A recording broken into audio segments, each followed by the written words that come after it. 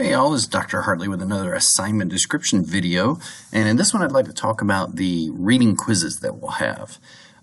So after I give you a primary document, when the little quiz is assigned, you'll just come in and in the first 5 minutes of class we'll just take a really brief quiz, five basic questions, and then we'll just kind of trade and grade and just grade them right then and there in the class and hand them in. It's not meant to be difficult. The point of the quiz, as you can probably figure out, is just to try to encourage you to read the materials so that then we can have way more productive discussions and classroom assignments, and you're reading. It'll make your essays when you're writing on them much better when you read it and understand it. So when you're going through these readings, I want to teach you in this little video, just give you some tips to what to look for. So there are basically two things that I do, that I look for when I am making up a quiz. My goal is not to ask you minutia. It's not to ask you just trivial things. I'll never ask you the age of some guy or how many sheep Job has, is like this first example from this reading. I pretty much try to get the major ideas of the piece that we're reading, the big issues, the big ideas. That's one type of quiz question.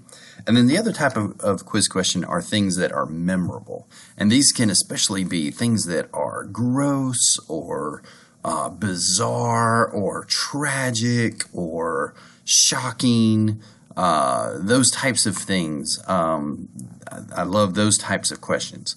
And the rationale behind structuring the quizzes this way are that I want to give everyone that read the material well, that read it and took notes and prepared, I want to set them up to get 100% on their quizzes.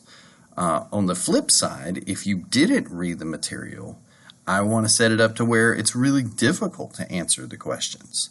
That's the perfect quiz in my mind. Someone who reads it well gets 100%, and someone at the same time, someone that didn't read it at all, really struggles to get kind of any of the questions, because it's meant to reward those that are doing really good reading.